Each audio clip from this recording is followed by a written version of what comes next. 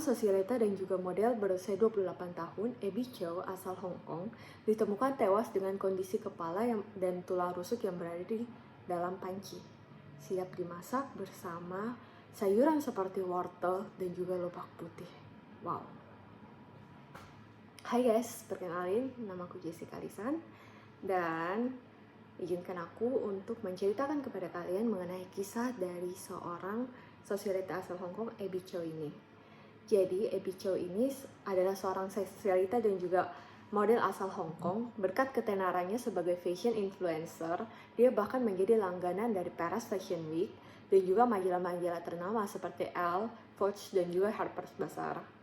Bahkan Abby Chow ini pada 15 Februari kali lalu, dia dipercayakan sebagai model dari cover majalah Elle Official dan juga menceritakan kisah perjalanan dia sebagai fashion influencer.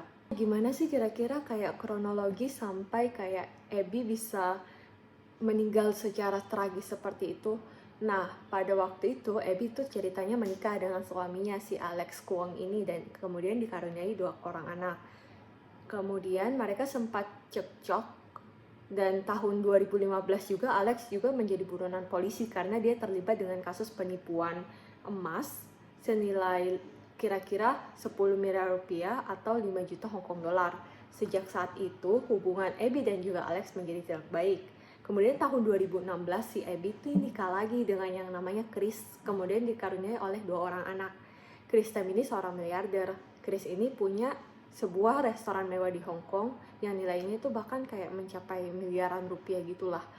Kemudian meskipun begitu, si Abby sebenarnya nih belum cerai secara resmi dengan si Alex, tapi si Abby juga masih bersikap dermawan lah.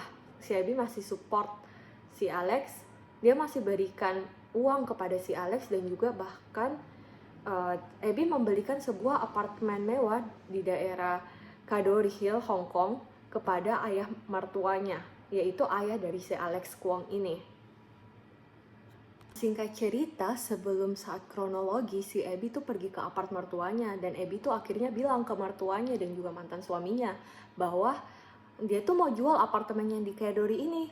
Tapi setelah kalimat itu, si Abby berjanji sama mereka bahwa oke, setelah dapat uang nih, mereka bakalan dibeliin lagi apartemen yang baru.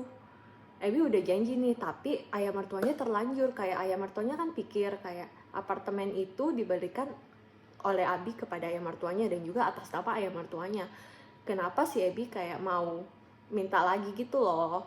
Jadi ayah mertuanya ini yang juga mantan seorang polisi marahlah dan ayah mertuanya katanya dia menginisiasi pembunuhan si Abby ini, dibalaskan dengan dendam. Dan juga ayah mertuanya tahu nih info bahwa Abby sama si Alex ini anak dia itu belum secara resmi bercerai, dimana kalau misalnya Abby meninggal, harta dari Abby itu jatuh ke tangan si Alex dan 2 anak-anaknya si Abby ini.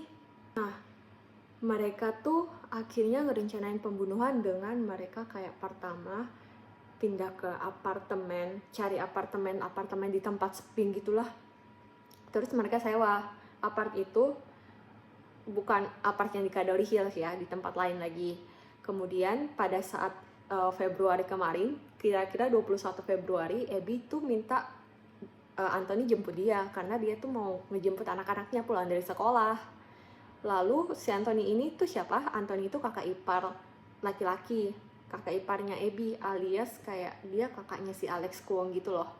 Jadi Anthony ini jemput Abby pakai mobil Alphard putih, tapi bukannya mengarah ke sekolah, malah mengarah ke arah apartemen itu yang yang tempatnya ayah mertua itu.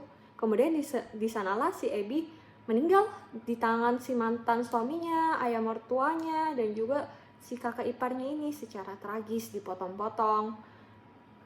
Bahkan karena Abby malamnya itu tidak pulang, jadi akhirnya Abby dilaporkan sebagai kasus orang hilang.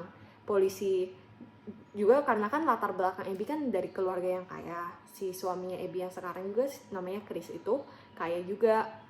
Jadi akhirnya polisi gercep nih. Polisi mulai nyelidikin si kakak ipar dari Abby ini. Tapi begonya si Anthony itu bilang pas ditanyain polisi, dan jawabannya itu kayak menurut di pikiran polisi kayak nggak masuk akal banget. Si Anthony malah bilang kayak gini, oh si Abby tuh minta diturunin di jalan. Nggak percayalah si polisi, kalian juga nggak percaya kan. Dan akhirnya si polisi tuh nge-track si Anthony, perjalanan dia lewat HP-nya dia, dan ditemukanlah ternyata si Anthony tuh bukan yang ngarah ke sekolah anak-anak Abby, tapi malah ngarah ke daerah apartemen tempat sepi itulah. Terus akhirnya di sanalah kayak polisi menggeledah apart tersebut. Nah, apart tersebut kan cuma ada kayak sofa, terus kayak sekelilingnya lantai, dinding-dindingnya dialasin terpal gitulah.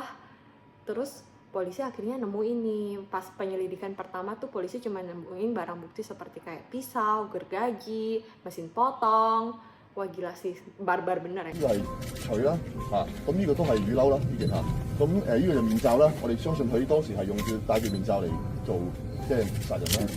咁刀啊同埋嗰個就terus akhirnya kayak penyelidikan, tapi kepala, torso dan beberapa bagian tubuh Abby yang lain tuh masih hilang. Nah setelah kayak penyelidikan berikutnya itu baru polisi nemuin ternyata kepalanya ada di dalam panci bersama dengan tulang rusuknya, dan juga bersama wortel dan juga lobak putih. Gila gak tuh?